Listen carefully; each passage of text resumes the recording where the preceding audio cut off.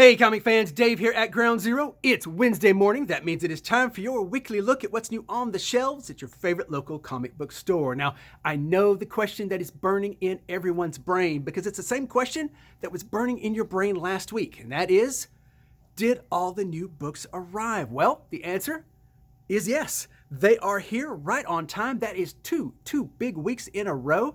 I'm going to call that a trend. So kudos, nice going 2022. Let's hope this trend continues. So I am giddy that new comics are here, as I know you are, but I'm also giddy to see the return of one of the most beloved independent books of recent history, and that is Fiona Staples and Brian K. Vaughan's Saga from Image Comics. Now, it has been a long time coming. The last time we saw a new issue of Saga was in July of 2018. That is 3.5 years. That is an absolute interminable wait for a legion of Saga fans, but finally, Hazel and her family are back on the stand. So now, what caused the delay? Well, we don't really know, but Brian K. Vaughan is definitely known as a forward-thinking and visionary creator, so perhaps he saw the pandemic, the delays it would cause, the disruptions, the shipping and printing issues, the paper shortages. Perhaps he saw all of that and decided to lay out for a fairly long period. Either way, it's finally back on the stand. So Brian K. Vaughan, I'm going to go with that, visionary creator. Also, kind of want to mention that Brian K. Vaughan also predicted a superhero president and the extermination of just about every male mammal on the planet Earth, so it might be time to be a little nervous. Moving on with independence, well, Stray Dogs, the second and final issue of this little micro-series is in. It's called Dog Days. You know how I feel about dogs and independent comics. It is a package made just for me. Also, the fourth issue of House of Slaughter is in. House of Slaughter has done really, really well because it captured an audience that all wished they had followed the monthly adventures of Something is Killing the Children. They didn't. They just had to pick it up in trades. Now this one they can pick up in the monthly installments, and so kudos to them. Also, something brand new from Titan Comics is Cowboy Bebop. Now this is just a little bit late.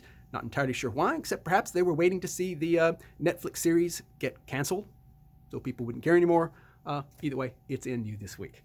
A few more that I will mention that are indie books. We got two big books from Bad Idea, Monster Kill Squad and Pirate Queen. Now, these books are supposed to be out last year, obviously as part of the year of Bad Idea, and Bad Idea was going to end at the end of the year.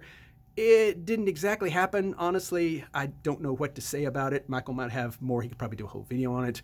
Either way, Bad Idea does really, really good books. But the shenanigans that they do behind the scenes and all the different hoops that make everybody jump through are kind of tiring. So I don't know. If you have some opinions on it, please put it in the comment section below. We could actually use some comments. Be nice to know you're out there, people. So Bad Idea. Great books. Too much shenanigans. What's your thoughts? Also new from indies this week is the fourth issue of Gunslinger Spawn.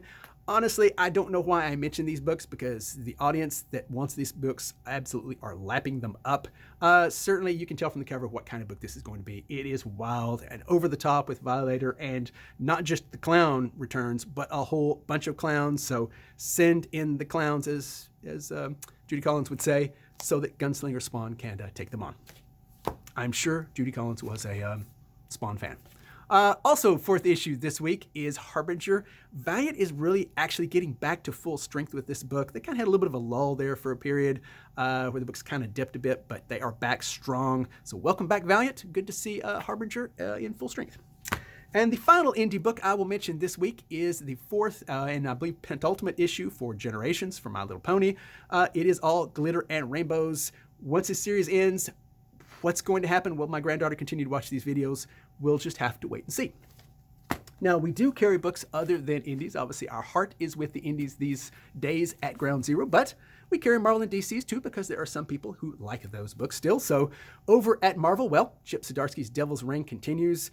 I'm not a big fan of all the Aventi books that Marvel publishes, but I do very much like Chip Zdarsky, so Devil's Reign has done really, really well. Actually, we've been selling out pretty steadily, so either way, it's in. Chip Zdarsky continues to rock, and go Chip. Also, Doctor Strange, the fifth and final issue of The Death of Doctor Strange is here. Does he die? Will he come back? You'll just have to read the book and see. Either way, it seemed to take them forever to kill this guy off, but here we are. Also, Black Panther is in this week, and it's not only issue number 3, but you'll also see an LGY number of 200 there. Is this the usual Marvel math? Well, of course it is. Is it the 200th consecutive issue of Black Panther?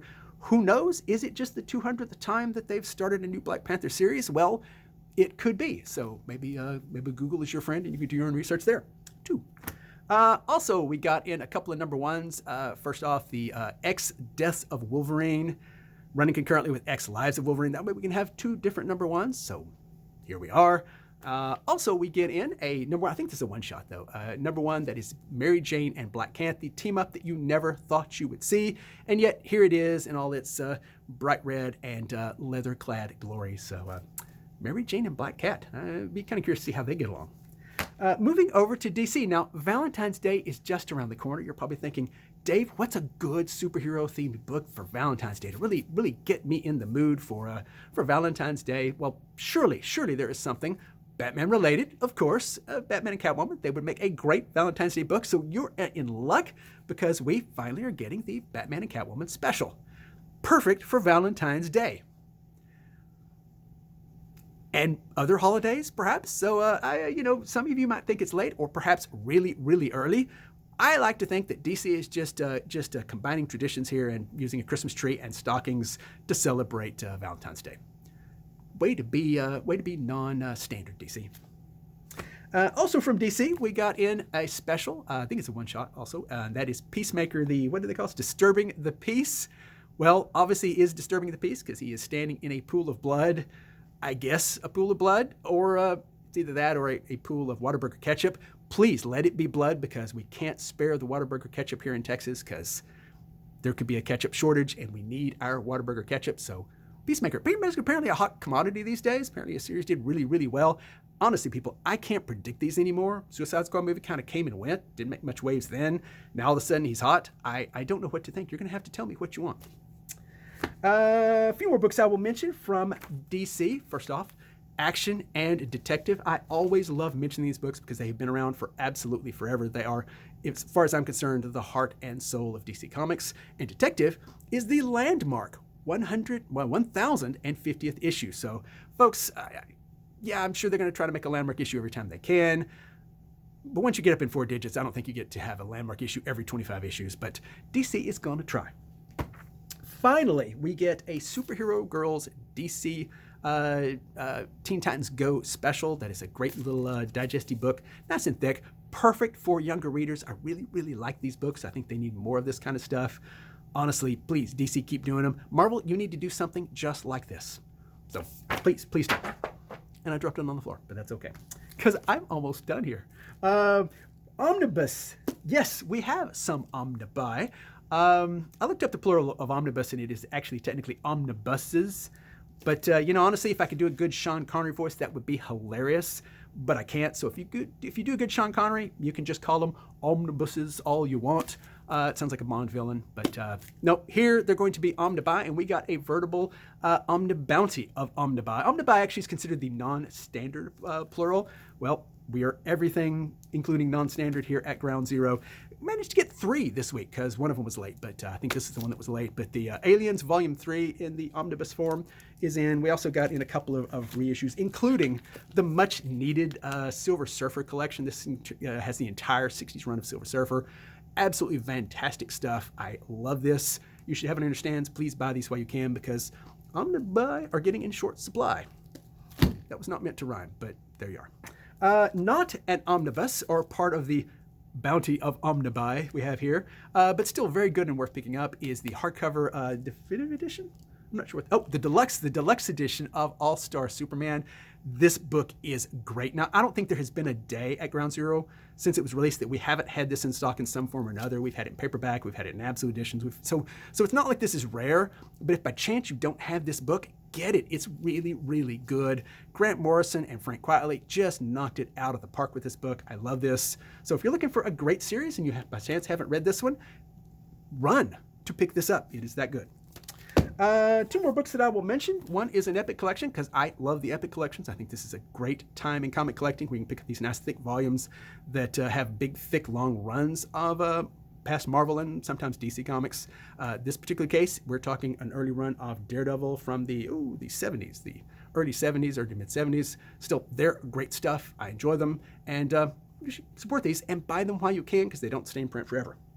The final book that I'm going to mention is not something particularly new, but it is by Ed Brubaker and Sean Phillips, a fantastic team if you like crime noir or just love cutting-edge indie comics. You want to look up these guys' work. They have quite a bit. Cruel Summer is in on the stands this week, so that is where I'm going to stop. And oh, look, I blew past 10 minutes again. So once again, no cookies for Dave, but you get cookies for following us this long. Folks, as always, it's not about having what you want. It's about wanting what you have. Be safe, everybody. Have a great day.